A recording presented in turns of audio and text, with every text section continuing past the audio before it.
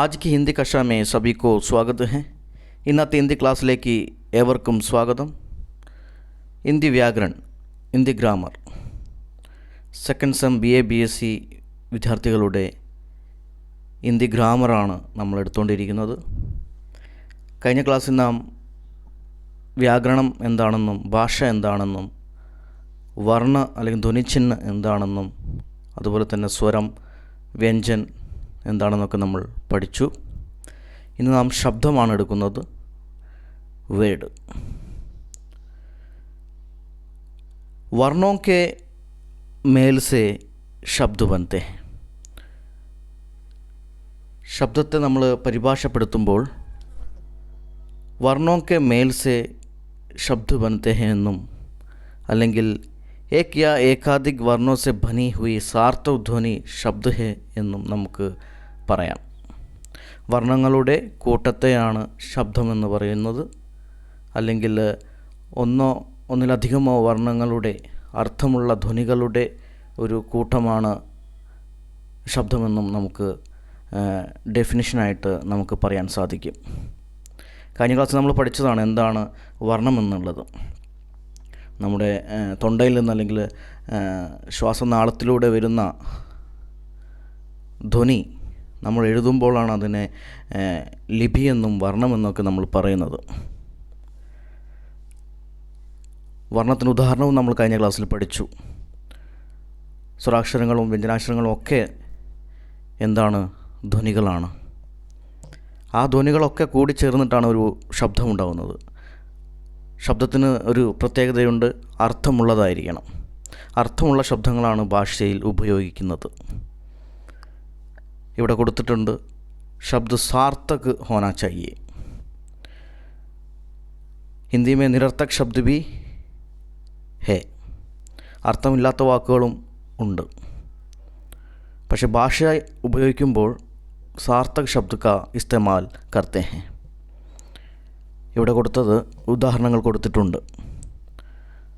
ഫ അധികം അ അധികം ല, ഈ വർണ്ണങ്ങൾ കൂടിച്ചേർന്നിട്ട് ഫൽ എന്ന് പറയുന്ന ഒരു ശബ്ദമുണ്ടായി.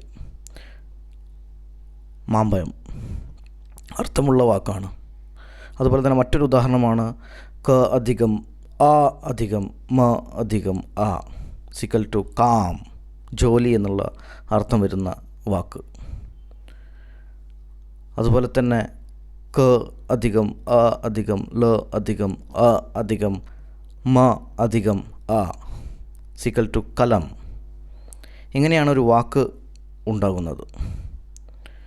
അപ്പോൾ ഇതിനൊക്കെ അർത്ഥമുണ്ട്. അതുകൊണ്ടാണ് ഇതിന് സാർത്ഥക് ശബ്ദം എന്ന് പറയുന്നത്. ജിസ് ശബ്ദ को अर्थ होते हैं उसे सार्थक शब्द कहते हैं. जिस शब्द को अर्थ नहीं होता उसे निरर्थक शब्द कहते हैं. ഇവിടെ കൊടുത്തിട്ടുണ്ട് പച്ച് ഒരർത്ഥവുമില്ല, വൽ ഒരർത്ഥവുമില്ല ഹിന്ദിയിൽ, മൽ അതുപോലെ നജ് തുടങ്ങിയ ശബ്ദങ്ങൾക്കൊന്നും ഒരു അർത്ഥവുമില്ല. അതുകൊണ്ടാണ് ഇതിനെ നിരർത്ഥക് ശബ്ദം എന്ന് പറയുന്നത്. കോയി അർത്ഥ നഹി ഹോത്ത ഉസേ നിരർത്ഥക് ശബ്ദ കേത്തെ ഹൈ. അപ്പോൾ ശബ്ദം എന്ന് പറഞ്ഞാൽ ഏക് യാ ഏകാധിക് വർണ്ണോ സെ ബനി സാർത്ഥക് ധ്വനി കോ ശബ്ദ കേത്തെ ഹൈ. അല്ലെങ്കിൽ വർണ്ണോ കെ മേൽ സെ ശബ്ദ ബനത്തെ ഹൈ. വർണ്ണങ്ങൾ കൂടി ചേർന്നിട്ടാണ് ശബ്ദം ഉണ്ടാകുന്നതെന്നോ ഒന്നോ അതിലധികമോ വർണ്ണങ്ങൾ, അർത്ഥമുള്ള വർണ്ണങ്ങൾ കൂടിച്ചേർന്നാണ് ശബ്ദം ഉണ്ടാകുന്നതെന്നോ നമുക്ക് പറയാം. അപ്പോൾ ഇതാണ് ശബ്ദം. എല്ലാവർക്കും മനസ്സിലായെന്ന് വിചാരിക്കുന്നു.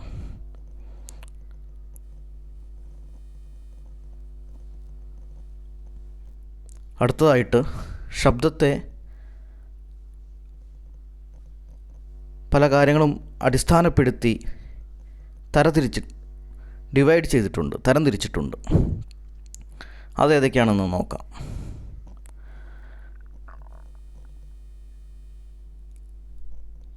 अर्थ के आधार पर फर्स्ट वन, व्युत्पत्ति के आधार पर सेकंड वन, उत्पत्ति के आधार पर थर्ड वन, रूपांतर के आधार पर फोर्थ वन और प्रयोग के आधार पर फिफ्थ वन.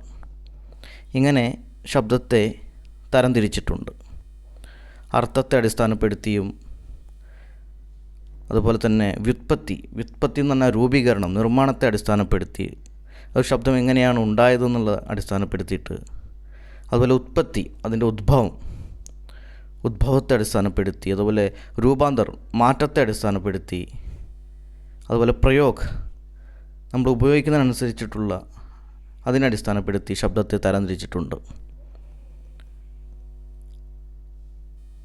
അർത്ഥത്തെ അടിസ്ഥാനപ്പെടുത്തി നമ്മൾ ശബ്ദത്തെ തരംതിരിക്കുക എന്ന് പറഞ്ഞാൽ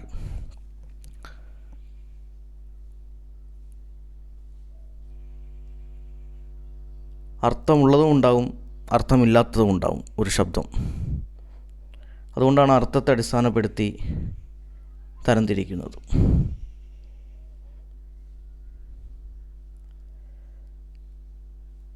അതുപോലെ ബനാവട്ട് അല്ലെങ്കിൽ ഉത്പത്തി എന്ന് പറഞ്ഞാൽ നിർമ്മാണം, രൂപീകരണം, ഒരു ശബ്ദത്തിൻ്റെ രൂപീകരണത്തെ അടിസ്ഥാനപ്പെടുത്തിയാണ് അവിടെ തരംതിരിച്ചിരിക്കുന്നത്. അതുപോലെ അടുത്തത് ഉത്പത്തി എന്ന് പറഞ്ഞാൽ ഉദ്ഭവത്തെ അടിസ്ഥാനപ്പെടുത്തിയാണ്.